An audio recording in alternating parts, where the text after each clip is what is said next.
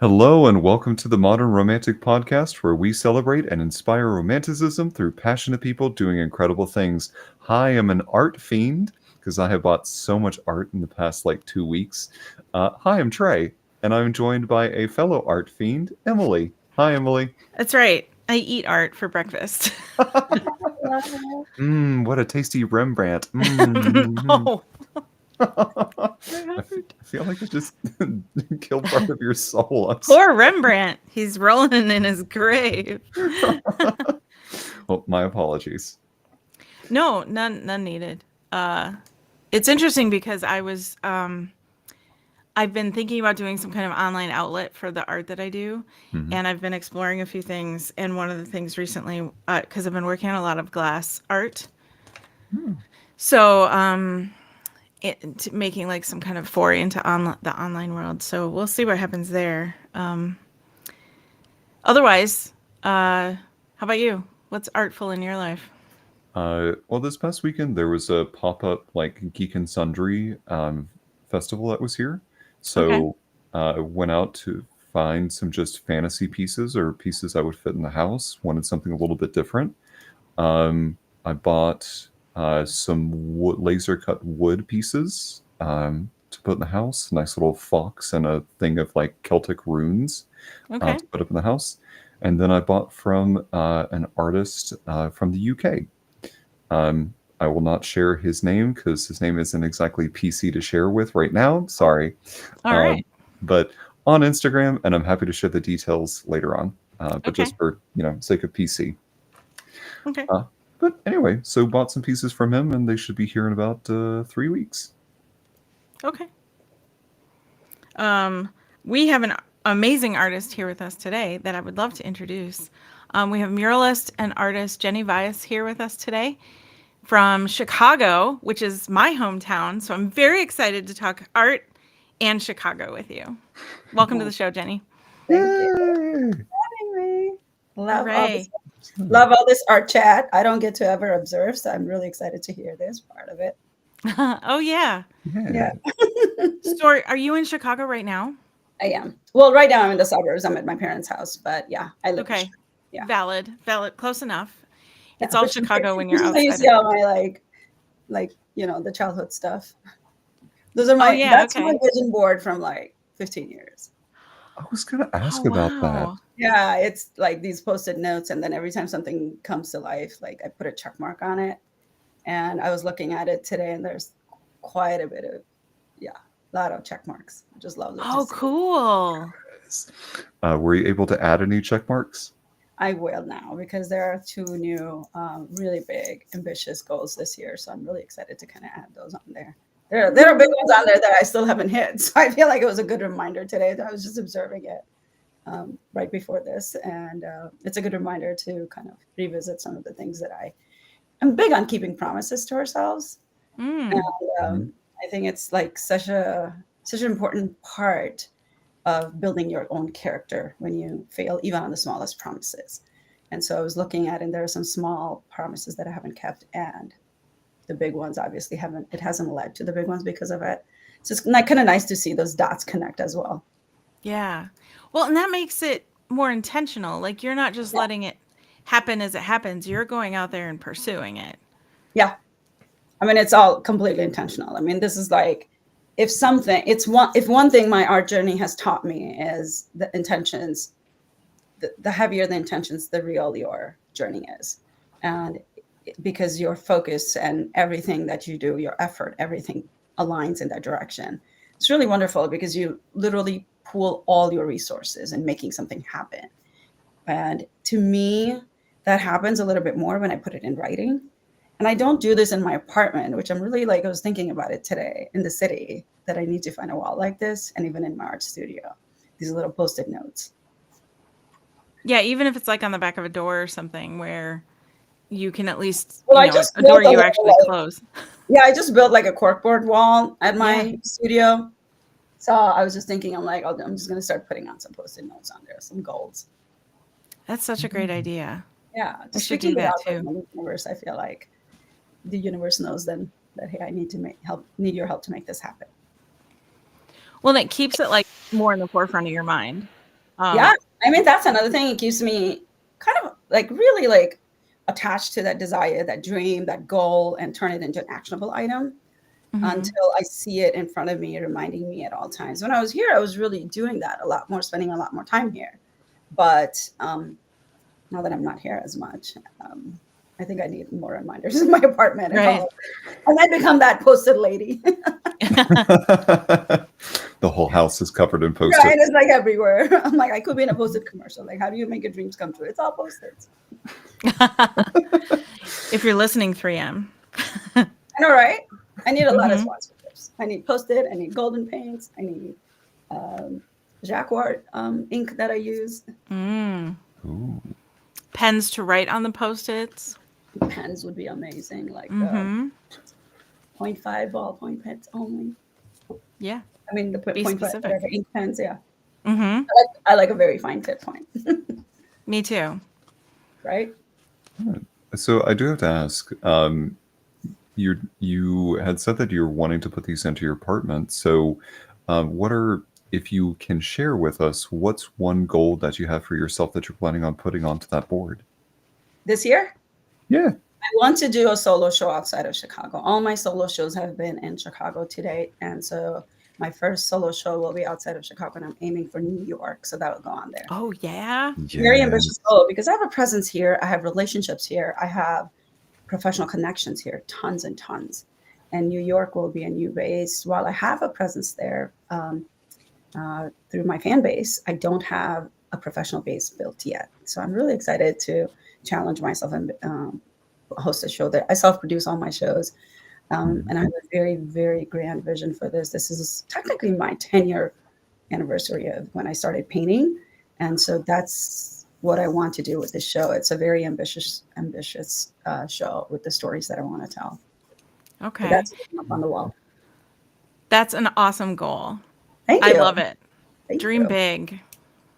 Yeah, it's a big one. It's literally one of my biggest dreams in a very long time. I Apart love from it though. apart from becoming a successful artist when I first started painting. Once you Right. sell, things shift, right? Like I started painting for fun, but once I sold, I'm like, oh my God, now I have to be successful. And so I'm trying to kind of go back to painting again, like truly painting again versus selling as much. And so this show is really about that, which I'm truly excited about. Very nice. So for our listening audience who doesn't know what a self, you said Yeah. published? What was the word you used? Self-produced, yeah.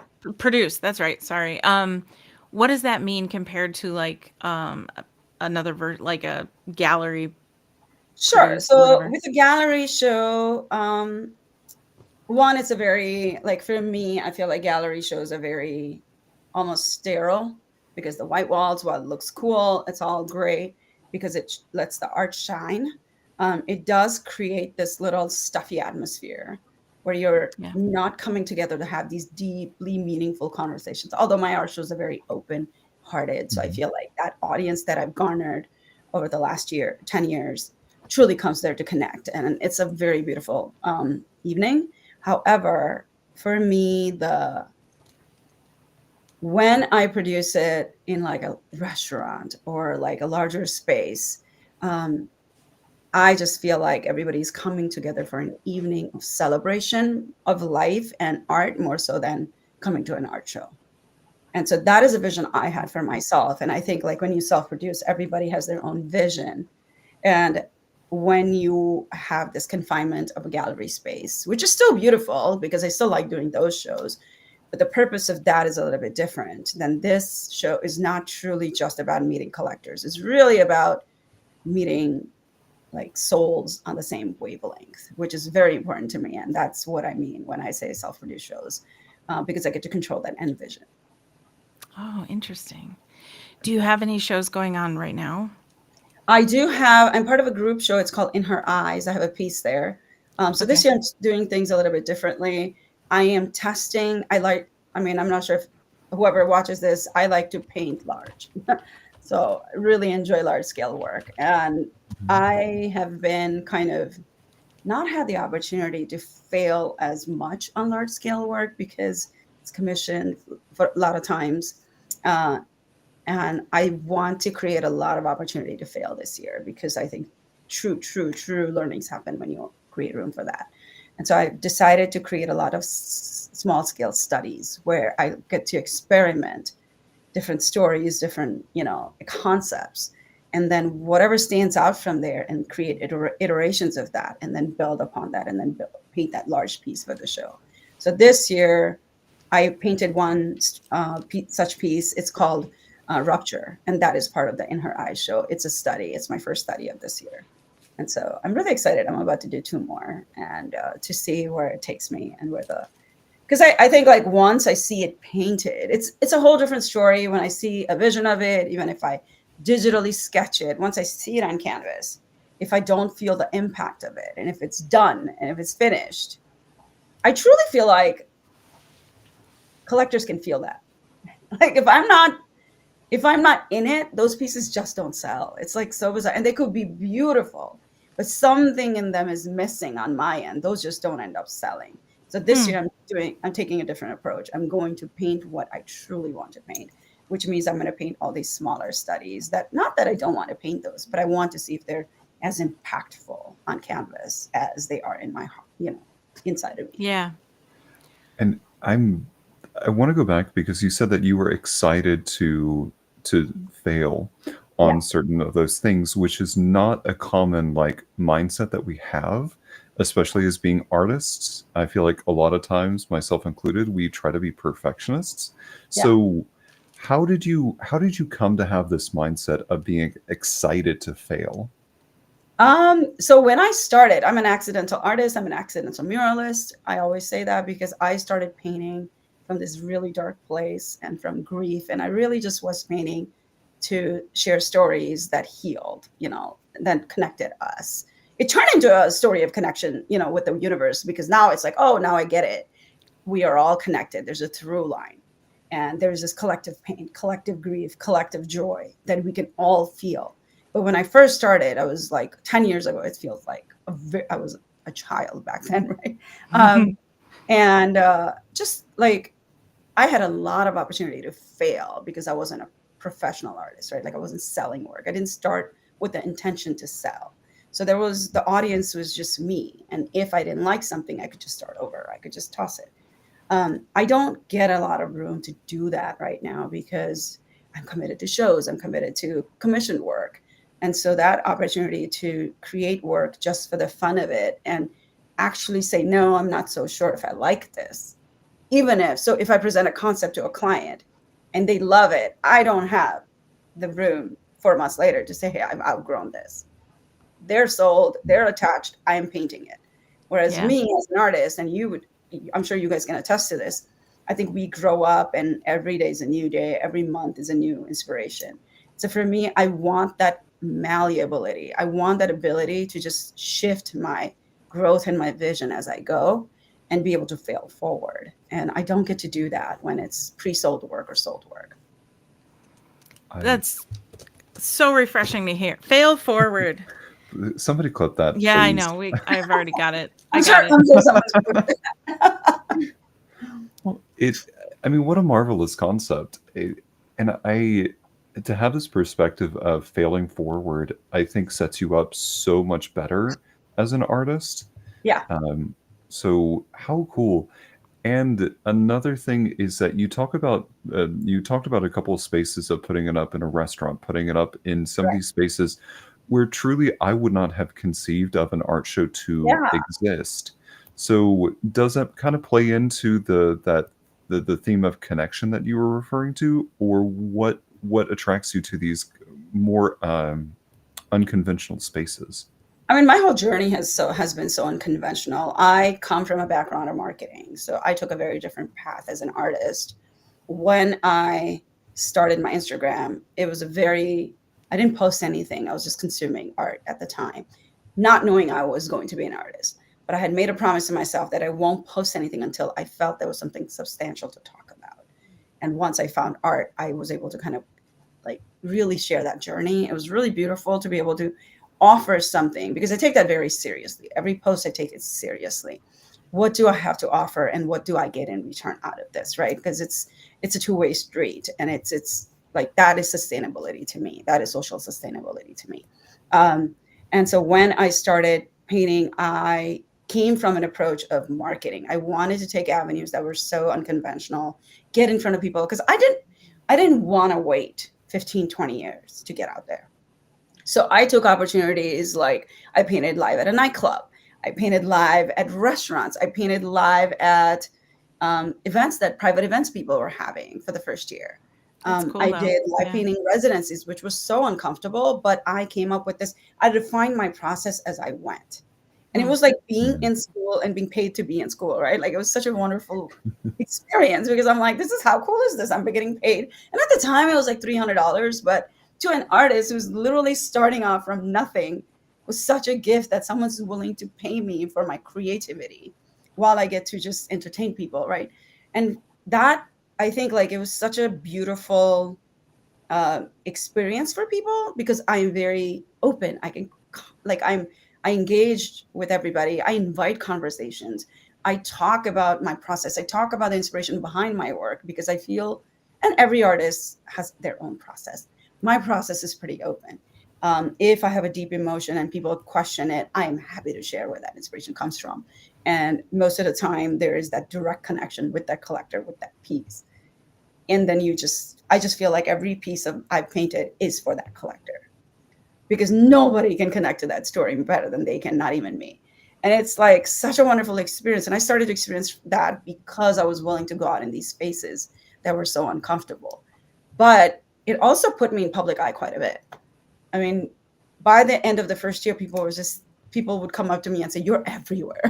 And I really wasn't, but it just seemed like because I was posting every other month, "Oh, I'm going to be painting live here. I'm going to be painting live here." So to them, it just looked like I was doing so much, but it was a very strategic angle on my end. And then after the first year, I stopped painting live because it's exhausting and I don't want to do it. Right. Um, but after that, I started, and then I got invited to paint a mural. I'm like, what are you talking about? I don't paint murals. And so, but it's just everything like, oh, do you want to paint live? I'm like, I don't paint live. And then I started doing that. And Right. then I was invited to paint a mural. I'm like, I don't paint murals. And now I paint murals, right? Like, it's just, I think saying, saying no is great when you know deep down that it's just a no. But if you know that, if you're scared and it's a no, then you know it, you better try it out at least once.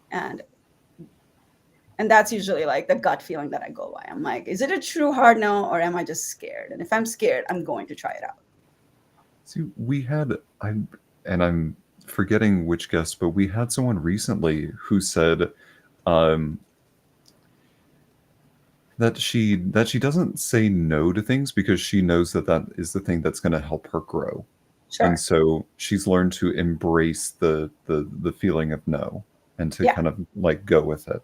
No, like boundaries respected and that sort of thing. And if it feels unsafe, that's a completely different story. But if it's just like I'm not sure and I want to maybe not say no, she's gonna just try it and see what happens. Yeah. I That's what think I'm that, saying. Yeah. So yeah, go ahead, please. oh, I was going to say, I think that was Jennifer Lieberman. Another Jenny. Oh, nice, nice, nice. I can't remember for sure. Now we all have to go back and listen to that episode. But yeah. Anyway, go ahead. Yeah. So basically, I started doing that. And then from there, I took on private commissions. But I was also very intentional there as well. I wanted to tell stories. That was one thing that was a through line in my work. I did not want to paint portraits or family portraits. And whenever people would approach me, and that's very confusing to people, right? Because I do figurative work. And so I would always explain there's a story that I would like to tell together. And the figures that I pick are practically original because even if I use reference photos, by the time I actually paint them, they're tweaked beyond the original photo, beyond recognition. But I use them to come up with emotions. I paint emotions. And when um, the portrait people come to me for portraits, for example, I have so many friends who do it so beautifully, so I'm happy to pass them the information on to them. And my friends, I'm like, a lot of my friends get commissions from me because of that, which is such a great, like, because I get a lot in return too. Like whenever I need help, they're willing to step in as well. And I think that is a very beautiful thing in Chicago. I don't think a lot of cities can tout that. It's a competitive field. It's highly competitive being an artist. because there's this mind of scarcity in here, and this, in the profession in general. But in Chicago, we are able to foster a very lovely community here. We are willing to, the good ones are willing to come together and help each other out, because we're not, I think that's another thing, though. If you have your identity as an artist and you're willing to stay true to that and say no, and the times when it's really, matters, and say no to things that don't align with your identity, then I think you are going to be able to hold that, build that community that is not threatened by each other. I would agree with your statement about Chicago and being Yeah. open to that. That's how I started getting in fashion. I had, Right. somebody saw what I was doing with costuming for theater and things like that, and gave me an opportunity to design a collection for a runway. And I was like, what? But I didn't say no. Love it. And next thing I knew, I was at New York Fashion Week. So, I mean, some years passed and a whole lot of work, but it's it's something that I can relate to, because that was a Chicago thing for sure. Right. I think people are just willing to say, oh, no, I know someone, though. I can't do this, but I know someone. And I think that's such a beautiful thing. And I was able to tap into all of those pieces, individually, and be able to build a really wonderful platform as an artist. So it's multifaceted. I always approach this as marketing. There's a whole social branding aspect to it. I built a brand for myself that's very authentic to my work and the stories I want to tell. I'm very intentional with my social media. I think once someone called me and said, I want to pitch your work to this new restaurant opening, but when I go to your Instagram, I'm not clear what you're doing right now as far as art goes. Is there a central place for your art? And that was like a light bulb for me, right? Like, oh my God, like I thought I was being intentional. But I was talking about 5 different things. And so I just cleaned it all out, and everything is now only art. If you want to see what I'm doing for the day or doing something fun, it's in my stories. But my heart posts are really about my art, so that if you go there, you truly understand what I do for a living and what my process is and what my journey is as an artist. So I would say that is really key for artists who are really trying to build a brand for themselves and take the unconventional path as an artist. The other thing that I've also done is group shows. I always get invited to group shows, and I try to say yes to most that I know I will be able to be a part of.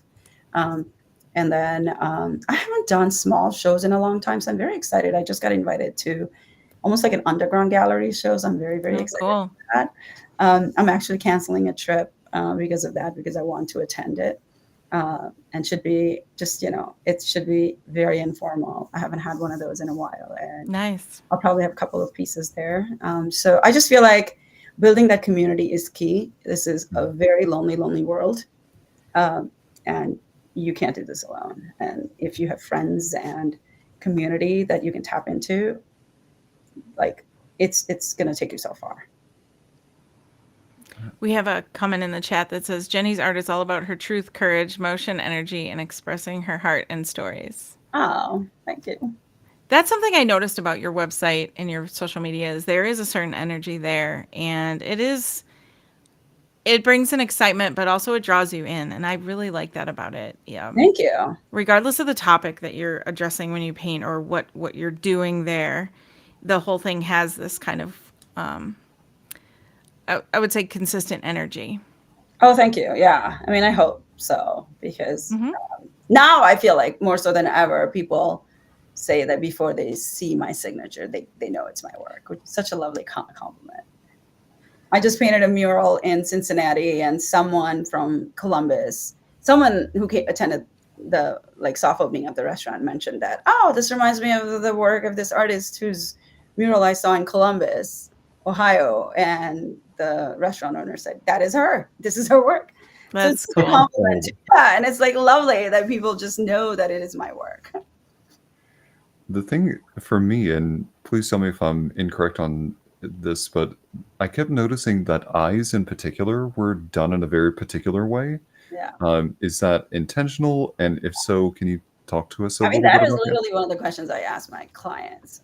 Do you want her looking at the camera, or do you want her looking away? And 99% of the time, they're look at the camera. Now I'm trying to convince them, can we put the emotion outside of the eyes? but I'm really good at capturing that emotion in this like very abstract style that I have, and I still can capture that. So it's lovely to be able to do that.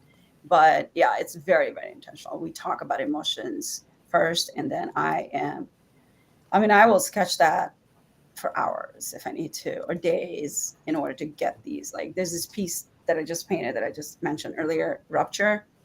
She has these bandages that are unraveling from her face, and there's all these like, it's literally like she's unraveling, and the piece is about stillness in chaos, right? And so it is the first in the series. My show this year is titled Skin, and it's about exploring vulnerability on a very, very deep level, on a very transformative level. And it's not pretty, it's very raw, it's very gritty. And so this piece actually turned out a lot more beautiful than I thought. So I'm like, okay, that was a fail for me. But the eyes are my favorite part, because she has tears in black and white to create that. It was really like, it was so intentional. And there's this feeling, this look of like very, very peaceful look in her eyes that I wanted to capture. And so and that is what I just picked up a commission with a client whose story is phenomenal. She's a warrior. And that piece, she said exactly that she felt that it was being still in a storm. And so I just love when an emotion that I'm so intentional in capturing, and the viewer can capture that. It's like connect to that. It's such a gift.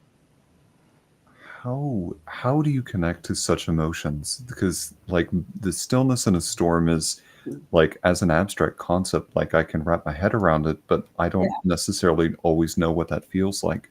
So what do you do to get in touch with those very intense emotions? That's a great question. Honestly, it is such a layered process for me. Sometimes it takes me months to get to, like an actual execution of an idea.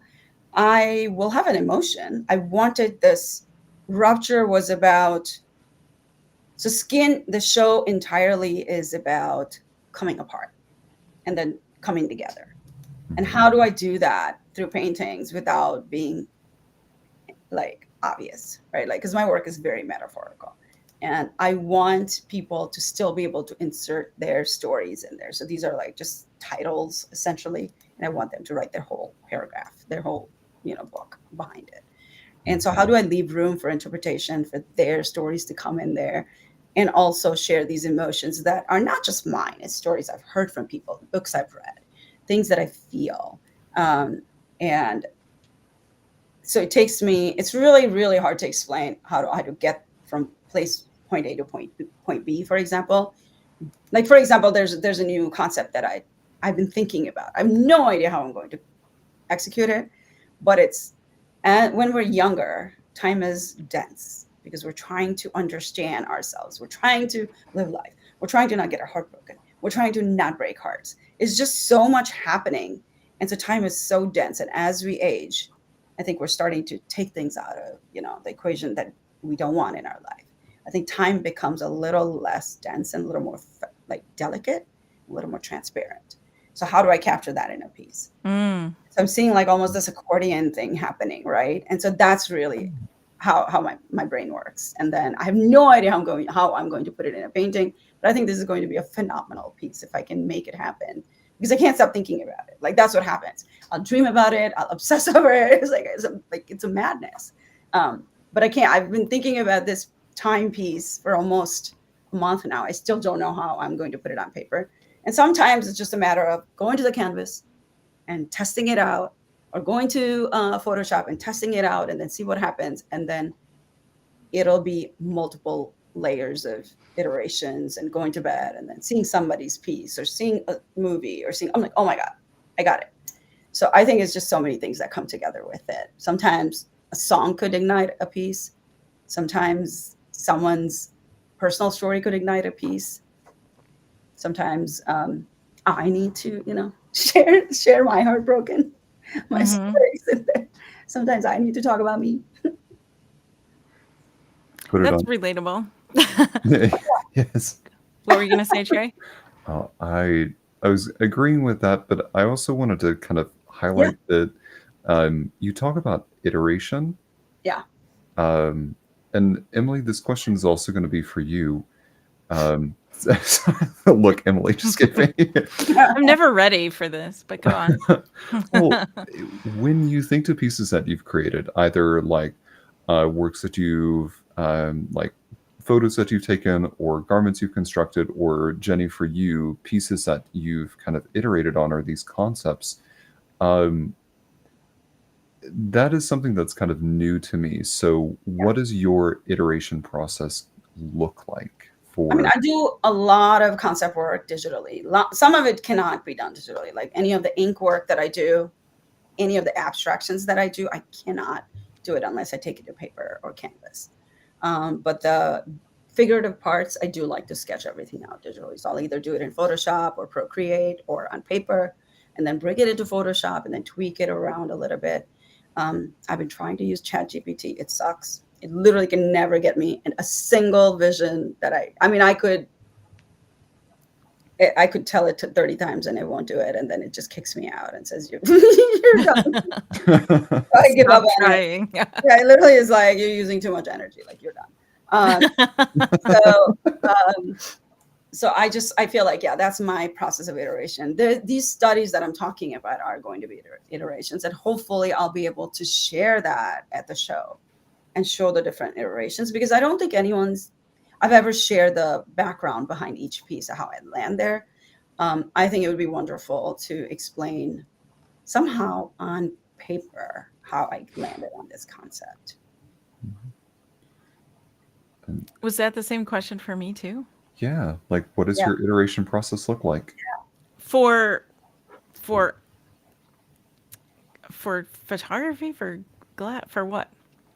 Anything? You are a multi-talented artist. You dabble in so many different kinds I of do. art. I don't paint, but yes, everything else. For example, right? Like I would think that you would need to have multiple iterations of a photo to be able to land on something. Yes. Yeah, I like to say that like the first 30 minutes of every photo shoot I delete anyway. So that's part of it. And a lot of it's just getting the model comfortable, and then if there's a model, assuming. If there's not, then yeah, it's usually like, oh, this angle change was way better than when I started. So things like that. There are times when I walk up and the very first photo I ever take is the right one. And that's like impossible to explain. I mean, because that you've been there when that's happened. Yeah. I've told the story a few times, but we were both at a photo shoot and I was shooting, and we came around, we told the models to go on ahead to this one area. And when we got there, they were already posing, and the way the sun hit with the trees and the light and the way they were perfect. It was perfection. It was like the scene from, what was the Julia Roberts movie, when she walks in and she just grabs that and she's like, I'm done. And they're like, yeah. We hate you. It was like, nobody move, don't breathe, don't do anything. This is the shot. I have to get 10,000 of this shot just to make sure that I'm not dreaming this. And but like with fashion, when I've done that, that's very different, because I do start with sketches, and I can't usually just start making, although I have, and then there's usually design changes in there because like I didn't think it through, because a mermaid gown with a hoodie pocket doesn't really work because it stretches at the hip. And although one day I want to nail that. So there's things like along the way. Also, fit matters, so I kind of have to plan it better than just starting sewing fabric. So plus, like they say, if you ever watch Project Runway, they a lot of times make a muslin of something first and then make it out of the final fabric, so that they're not messing up their $30 a yard silk or whatever. So that made my pocketbook hurt just by saying that. The $35 a yard silk satin is glorious if you don't mess it up. Anyway, I guess that's the answer. Yeah. I think I had it in my head, like especially when I first started sewing, and probably up until this past year when I was making those Renaissance costumes, that you worked on the one thing then you made the final product. Like, it didn't go through a lot of design changes and going Uh-huh. through yeah, that laugh. That laugh. And what a very naive concept, but it's, I mean, it truly is like you never really start out on the final thing. You're always starting on the very beginning phases of that, and it goes through so many different design phases.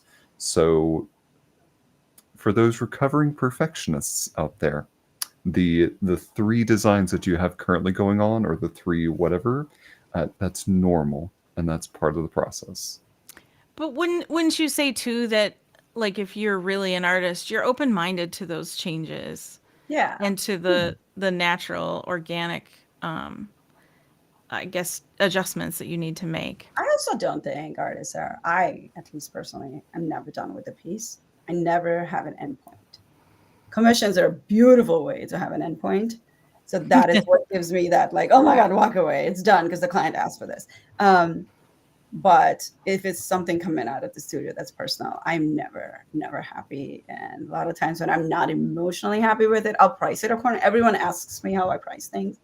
The prices are very, very much dependent on how I feel about the piece. I So, love that. right? Because like, and there was a piece, and so I work with Artist Replete and Matthew, who runs the gallery. Whenever he's done all my shows up until now with me, and whenever he picks up the work, he's like, "What do you want to price this?" I'm like, "Oh my God, like 5,000," and he'd be like, "This is probably one of your most perfect pieces," and he'll price it higher, and that's what it will sell for.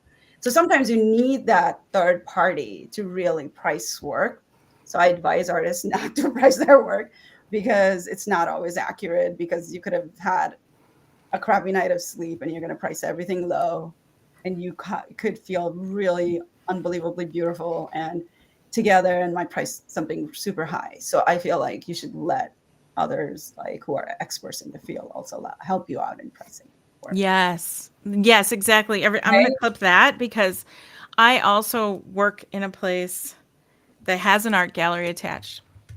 And when the artists are putting their stuff in the gallery and they ask me, what should I charge? I will tell them. Yeah. And it's usually at least double, if not triple, what they're thinking. Yeah. And they're like blown away Yeah. until it sells for that.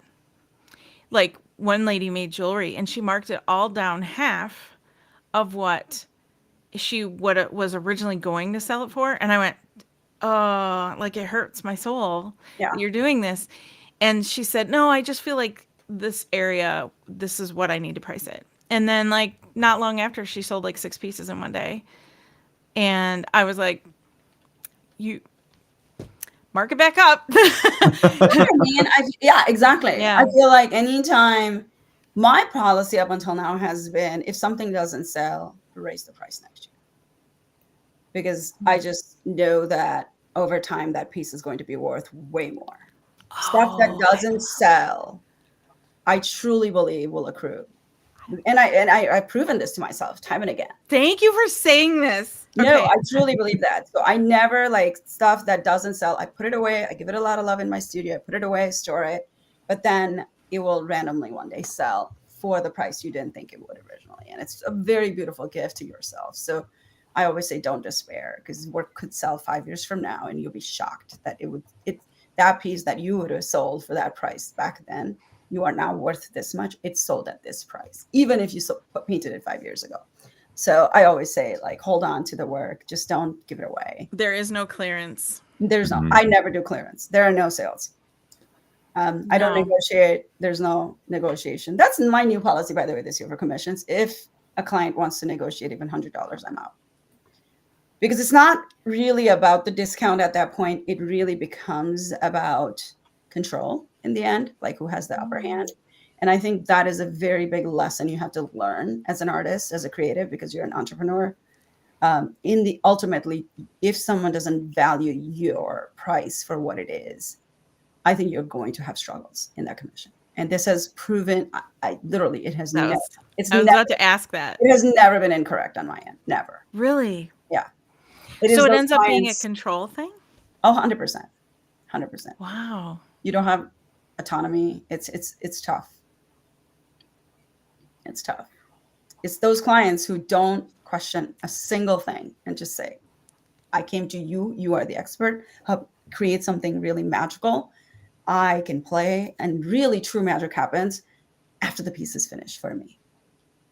Because then I can go and like, oh, I can sleep on it for like even a month sometimes, and I'll come back and something unbelievably magical will happen to it. And so currently I have commissions. Everything I have in the pipe is like that. So I'm really excited to paint all of them, which is a very good. beautiful place to be in. Yes. Yeah, you should not dread a commission. Right. And I think that Yeah. is that energy suck is so tough on your system. It's so tough on your body. Mhm. But I am blessed to have really wonderful clients as well. I remember my work was in a gallery a few years ago, and the client came to purchase it and said they were purchasing it in cash. So the gallery was really shocked. And I have clients purchase work in cash all the time. And so they said, oh my God, they want to pay in cash. And they said, we offered to give them a discount. And they said, no, we want to pay the artist's price. And Yes. right. And that was really lovely because it wasn't even a big discount, but they pretty much said, I don't want to take a discount. And that is the greatest gift, I think, for your, because I mean, this is something, it's an investment for life, right? Like, even if, let's say, my work doesn't appraise in the future for higher than what you bought it for, or even lower, but it's your emotional connection to it. Hopefully it's worth it, because I do put a lot of love in the work. And the price is, I think it's worth that much. Yeah. That is beautiful. Those are the kinds of words that I wish the world could hear more. And honestly, sometimes you just know, right? There was a piece that I was told by this gallery to drop the price. This was early days. Nobody would dare to do that now. These are early days, and they said I should drop the price. And I'm like, absolutely not. I pulled a piece from the gallery, and at the next show, it sold for a couple grand higher than that.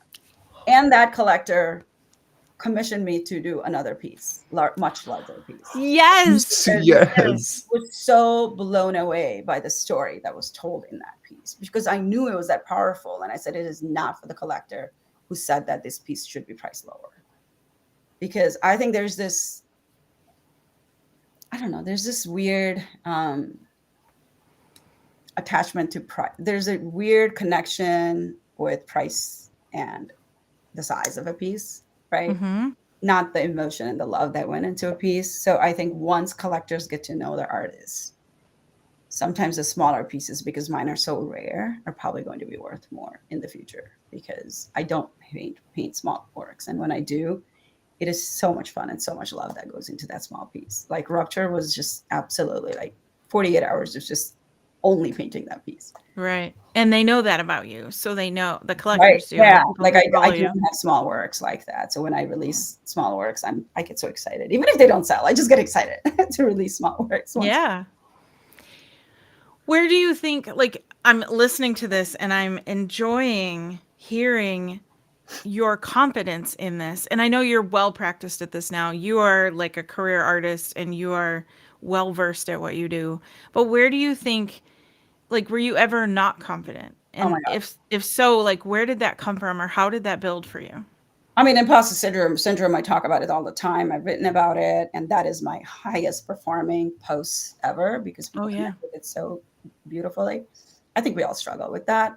I question my ability as an artist, my capacity to paint, my ability to create substantial work, right? Like, am I truly an artist, and am I just, creating stuff that is not going to mean anything in 10 years? What is my legacy going to be when I'm not here? And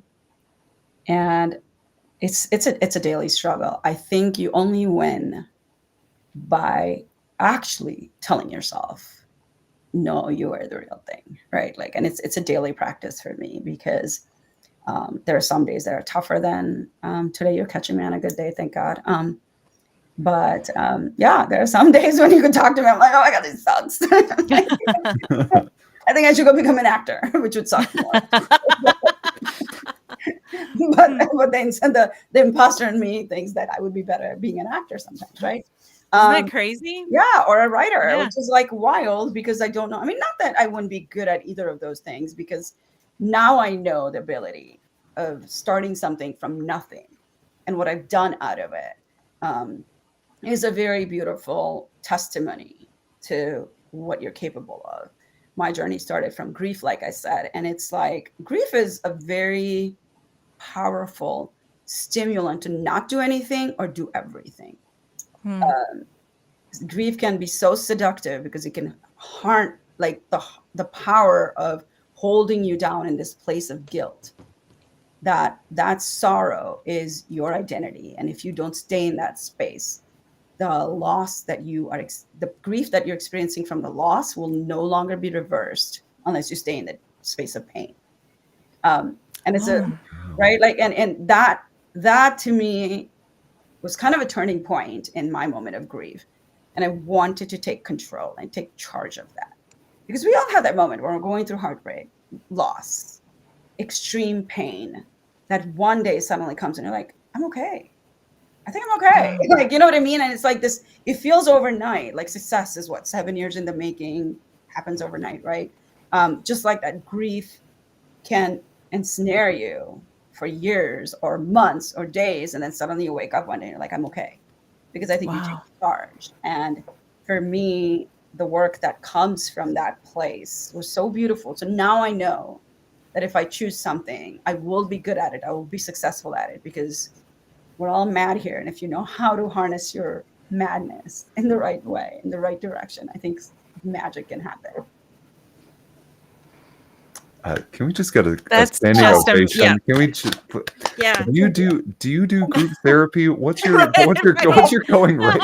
No, For, like, thank you, though. Thank you. But this is the goal, right? This year for Skin, I want to talk about these things. I want to paint grief. Like, I want to paint grief in a very, very captivating way. I attempted it. I attempted a lot of these works in a show called Breathe a couple of years ago, and I would say that was an epic fail. Not a single piece sold from that. Like, literally not a single piece. There were 8 pieces, not a single piece sold.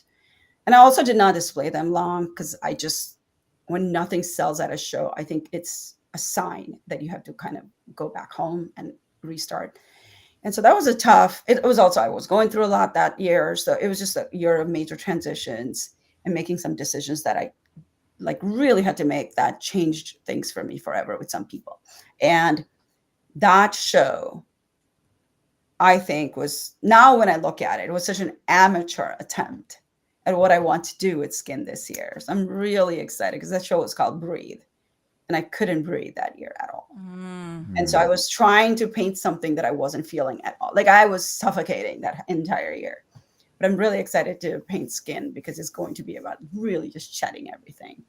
And which is why the confidence that you feel, I think that's what great work that you're meant to do, whether it is perceived as that, as such, is not your job, right?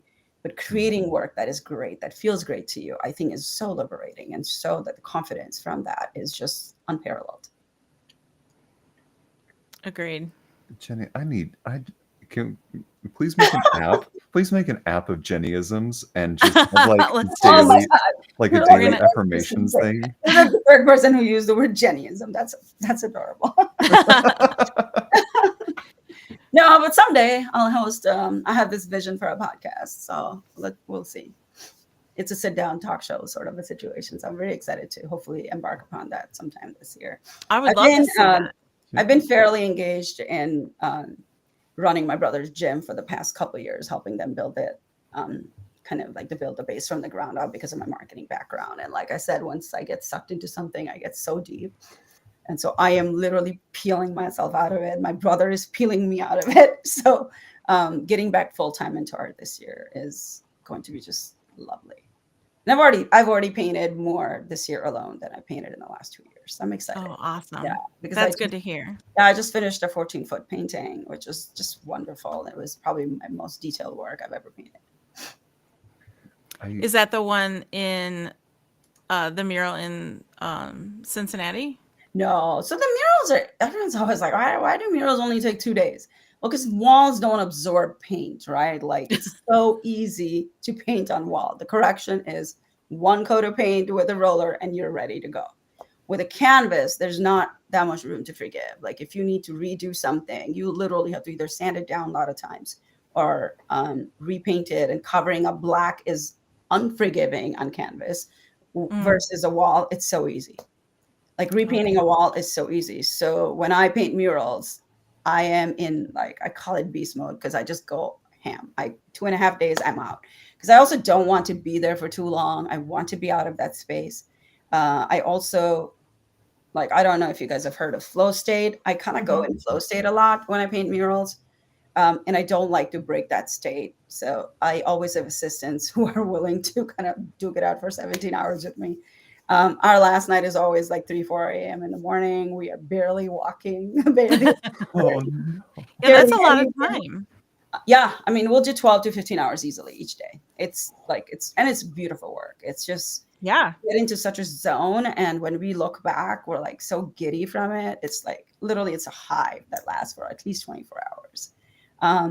And the best part is when clients just leave me alone. Like Cincinnati, she had no idea that hair was going to come out like that. I had no idea that hair was going to come out like that. I had no plans for it. But when I was driving, I'm like, I want this extremely abstract hair that I've never painted. And I just kept telling her, I had like, my heart was racing. I'm like, just trust me, just trust me. And in my head, I'm like, I don't know if I know what I'm doing, but it came out so beautiful. It did. That's like maybe my favorite thing you've done. Thank you. And that really spoke to me. She was lovely to paint, and the client literally didn't check up on me once. I mean, she just had complete, utmost trust in me. I'm painting another mural for them in Columbus, Ohio this summer, so that should be just as fun. That's so cool. Yeah. Is that in a public place? Like if I was in Cincinnati, I could go see it? It's a restaurant called Marigold. Oh, I saw it was Marigold. Okay. Yeah. Yeah, like I would put that on my wall. Yeah, it's London, American Indian cuisine, basically influenced by Indian cuisine. It's delicious. The chef is from Chicago, and this is their 7th concept, so there'll be 8th one that they're opening in summer. They're accidental restaurateurs. They didn't plan on opening 7 concepts, but each one's doing so well, so they keep opening new ones. And why not? I think when you're passionate, that's what happens, right? Like I think the universe really aligns in making your dreams come true because you're just doing it for passion and for the love of something. And when people can see that you love doing this, I think it's palpable. So for somebody who maybe wanted to get started doing what you do, what's some advice you would give them? Watch exactly 1 million YouTube videos. Exactly. I'm going to write that down. Tons and tons of videos. If you want to take some basic classes for art and for like painting, drawing, I would recommend that. If you already know anatomy, like take like a superhero character, for example. If you can easily draw that on paper fairly quickly and you know your math, because there's math in this, right? And if you know you're able to calculate that, eyeball it and do it, you have the basics of sketching already in you. If you can't do that, then take some classes. Highly recommend that. And then the type, people always come to me because at first I was experimenting with watercolor. I didn't know what my medium was going to be. I think you have to know what kind of an artist you want to be and what kind of work you want to create. And then you'll find your medium. So truly start looking at tons and tons of videos of artists who are sharing their process or their videos, what you gravitate towards the most. For me, the sign was when I couldn't look at that work and it hurt more to watch it than, to walk away. I knew that was it. So I would pin those and then go back later. And I'm like, okay, this is the kind of work I want to create. This is the kind of work I want to create. And then eventually I started getting there. I would cry. I mean, this is tough. This is painful. You're going to cry a lot, but the rewards are unbelievable. It is probably the most cathartic thing you will do for yourself because this is a form of journaling that I didn't think I needed. And when I found it, because I don't journal, I think that's a self-criticism, perfection thing. Like I feel like if I read my journals back 10 years from now, I'm gonna be like, oh my God, you could have written that better. So I feel like I'm better off painting it and just be like, oh, somebody bought it. So I just so that would be my biggest piece of advice. Watch a lot of videos, get to know the kind of work you want to create, and then play. Best way to play is use some watercolor and paper. Cheap, very accessible, fail a lot, and then eventually you'll get somewhere. One of the best things I did for myself is I did a project called 100 Vulnerable Days. And Okay. I came up with this whole idea of I wanted to share emotions that were so dark, so deep, without the noise of everything else around it. Also, I knew I wasn't skilled enough to really, explore everything at the same time. So I distilled it down to the black and white silhouettes of my figures. And I explored just that for a whole year. And I painted just in black and white silhouettes, just the figures, and I would paint whatever. And the way I did it was wherever light hit, I would leave blank in white, and everything else would be in black. And so the figures would appear, right? And I created a project called 100 Vulnerable Days. Day 2, someone messages me and says, I want to buy this. And I'm like Googling, I'm like, how do you price your art? Because that client was one of those who told me, responded, gave me like 5 pointers, and I'm still really good friends with her. And she said, double your price right now.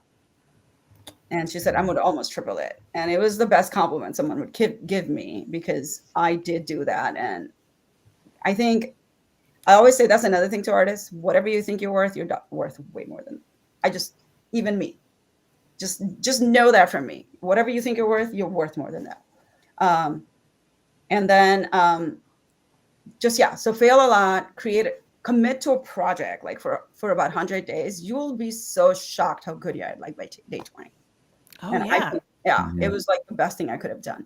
But I used to paint at Soho House. I was a consultant at the time, doing social media for a bunch of different restaurants. I had a digital marketing agency. And by day 20, they were like, can you teach an art class here? I'm like, what are you talking about? I'm like, I'm learning myself.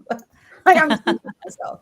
And by like day 50, I like couldn't say no anymore, because they would just bug me. I used to just literally spend an hour sketching these things, and I would post it on social media. And I started teaching a class, and I taught a class for 2 years, and it would always sell out. Awesome. And so you just never know like where you're going to land if you commit to something. Just don't give up, because it's never going to come right away. Never. Wise words. So wise. Wow. Which makes me really excited for my last question of the night. I have one more question before you get to your last question. I want to know what your favorite place to eat in Chicago is. Oh my God, there's so many. I'm I a big foodie. I will try anything and everything. I just tried Mira, the Indian cuisine. It's an Indian Mexican. Okay. And I think they're going to earn a Michelin star. It is unbelievable. They're really hard to get reservations.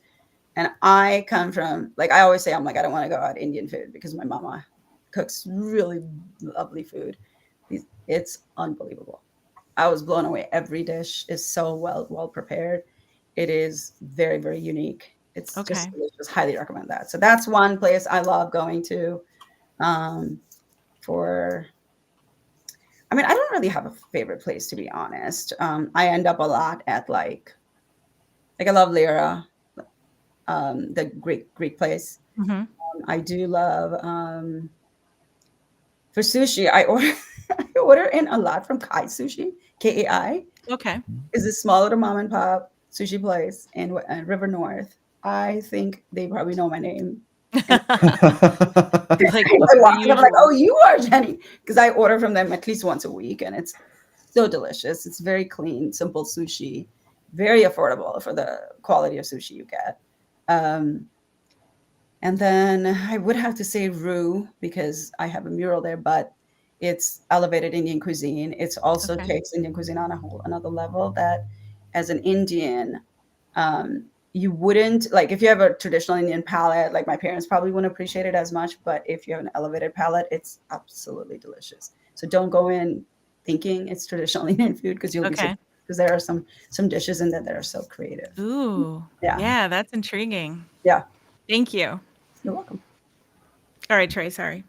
How dare you ask about like delicious cuisine. How dare we go down the path of food? I mean, We've talked- seriously, I could give you a whole list of restaurants that I've been to. There's a place, oh my God, I have to send you the name of it. It's a small Okay. little Mexican restaurant. Her chef's name is Jenny. I am not even joking. I was shocked at the presentation. At every bite is so well thought out.